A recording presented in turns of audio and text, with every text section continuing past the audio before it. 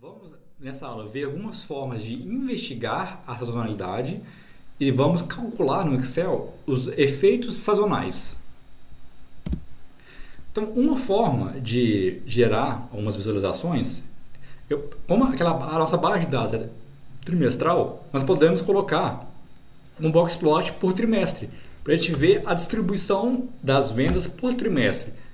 Então, a gente vê que todo o primeiro trimestre, aqui de azul, nós temos uma maior concentração de vendas em valores mais elevados.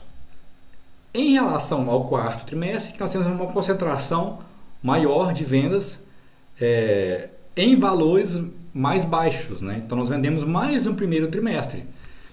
E uma curiosidade é que no trimestre 3 tem uma variação muito grande. Olha o tamanho, a distância do primeiro quartil para o terceiro quartil.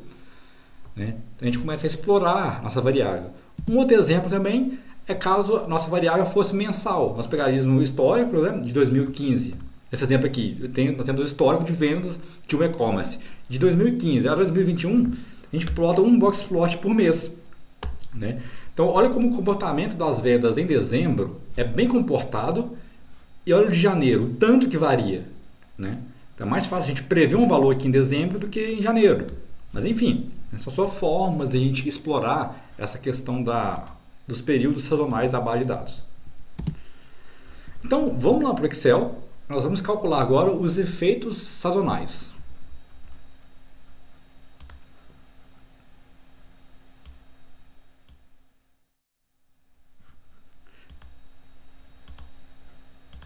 Ok? Então, é a mesma base de dados que nós já estávamos trabalhando. Vamos dar sequência aqui na aula anterior. Então, já temos aqui a tendência, a equação da tendência. Então, vamos prever. Então, já temos as duas previsões aqui de tendência. E agora, como é que a gente acha a sazonalidade? A sazonalidade no modelo multiplicativo, ela a gente vai pegar as vendas e dividir pela média variável. Que nesse caso aqui, como é período par, média variável centrada. Então, efeito ou índice sazonal, efeito sazonal, varia de autor para autor. Nós vamos pegar assim. É o seguinte, pegar as vendas de pacote de feriados e dividir pela média variável centrada. Onde está nulo a gente vai deletar. Então é interessante. Aqui nós temos a tendência da série temporal de forma isolada. Nós já modelamos usando a regressão e que nós temos os efeitos sazonais isolados. Então, ou seja, nós decompomos a série temporal. O termo disso que nós estamos fazendo é decomposição da série temporal em um modelo multiplicativo. Então, o que a gente vai fazer aqui agora? Nós precisamos fazer o seguinte. Vamos trazer para cá a informação de qual trimestre que cada observação corresponde. Nós temos essa informação aqui. Trimestre e o ano. Vamos inserir aqui. Ok? Fazer o seguinte, vamos preencher os anos aqui para ficar todo preenchido.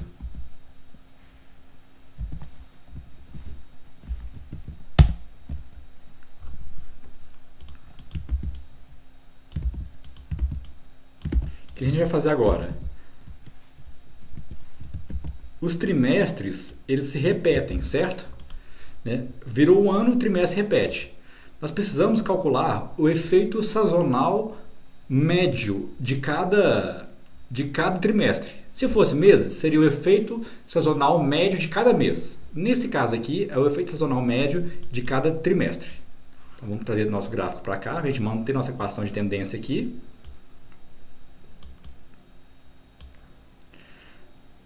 A gente pode fazer isso usando a tabela dinâmica.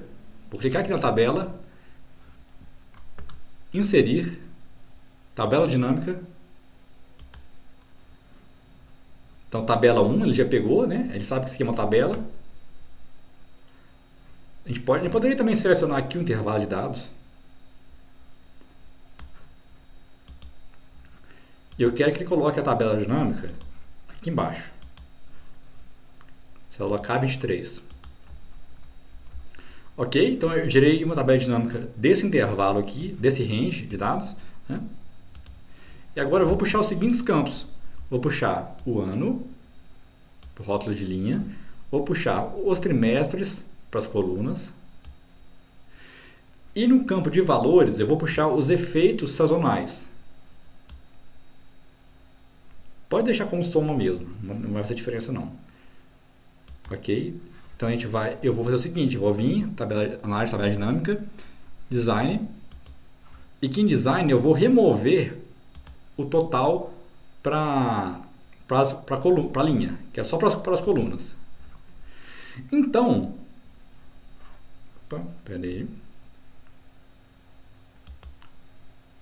Aqui nós vamos ter que configurações de campo de valor, mudar para média. Por que nós vamos mudar para média? Porque nós queremos a média dos índices sazonais do primeiro trimestre, a média dos índices sazonais do segundo trimestre, do terceiro e do quarto. Vamos formatar essa tabela dinâmica aqui. A gente pode até interpretar esses índices sazonais aqui. Então, o primeiro trimestre, o índice sazonal médio dele é de 1,24. Então, a gente pode interpretar da seguinte maneira. No trimestre 1, a gente vende 1,4 vezes a mais do que a tendência. E é o que a gente viu lá naquele box plot, né? Que de fato no primeiro trimestre nós temos uma concentração de vendas em valores mais elevados, né? O segundo trimestre a gente pode interpretar também 1,00. Então o segundo trimestre vende em média 1,008 vezes a mais do que a tendência. Já o terceiro trimestre ele vende em média 1 menos 0,94. Então, vende em média 0,6 vezes abaixo, né? No caso aqui é abaixo, porque está abaixo de 100, né? De 1. Então ele vende em média 6% abaixo da tendência, né? Então, o somatório dos índices sazonais tem que ser igual a N. N nós já vimos que é 4, né? Que nós estamos trabalhando com as vendas trimestrais.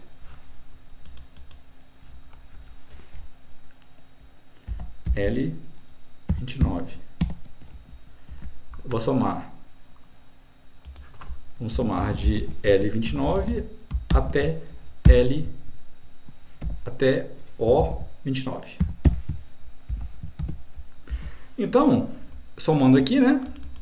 Nós vemos que nosso índice sazonal, a somatória deles, não deu 4, foi quase. Então a gente tem que aplicar um fator de correção aqui nesses índices sazonais. O que a gente vai fazer? A gente vai aplicar uma formulinha aqui, que vai ser o período sazonal dividido, que é 4, né? Pelo somatório deles aqui. Então esse aqui é o nosso fator de ajuste.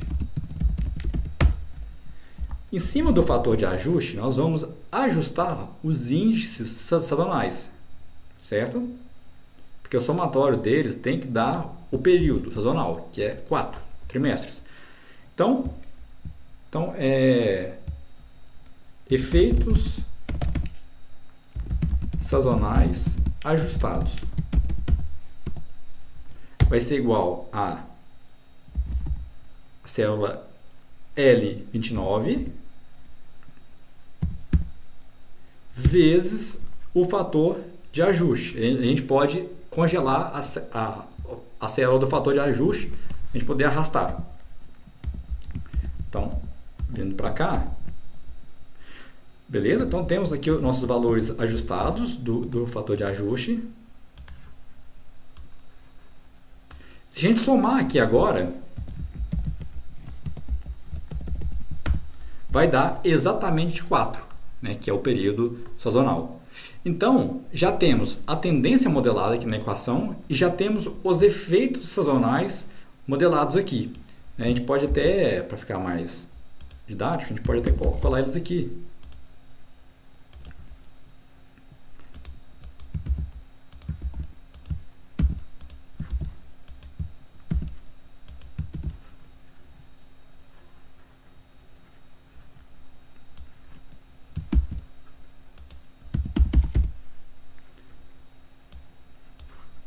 Beleza? Então vamos deixar aqui mais organizado. Então temos aqui tudo que nós precisamos nesse contexto para prever a série temporal. Nós temos aqui a tendência e nós temos aqui os índices sazonais. Ok?